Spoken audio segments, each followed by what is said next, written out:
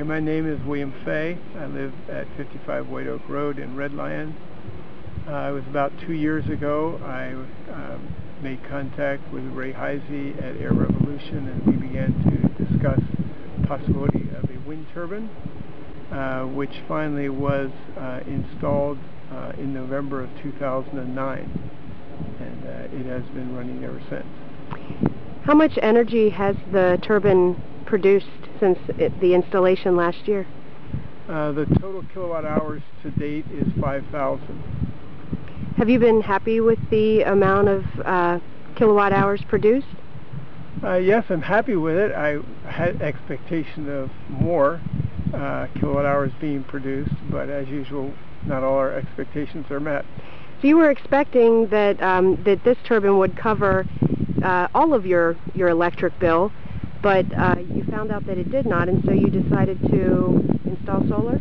Yes, my guesstimate would be that the wind turbine takes care of about 40% of the bill, and so I decided to install solar panels on the roof of my barn, and to date they have generated about 4,600 kilowatt hours, and that's since the end of June. So the payback time that you have for the two different kinds of alternative energy, can you talk about that?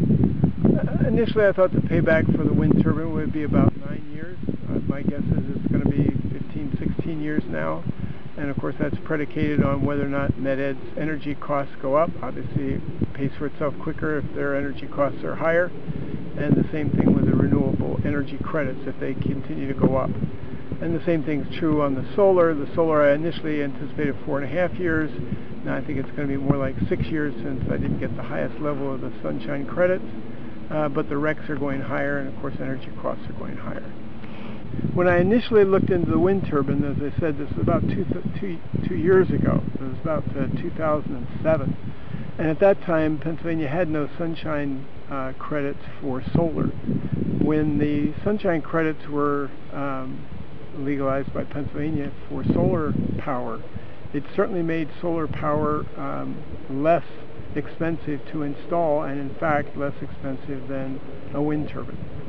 And so if I had started in 2010, I might have only started with solar, but starting in 2007 I started with wind, which I still think is going to be a good deal.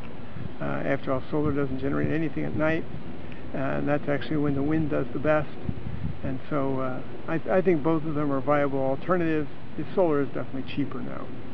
Then your involvement and your research in alternative energy actually inspired your daughter and son-in-law to start investigating. They live next door, and I understand they've had a turbine installed as well. Yes, their turbine is considerably larger. It's a used unit, but it's totally been refurbished. It is now set up. It is not yet generating power because Med-Ed hasn't done the final hookups yet.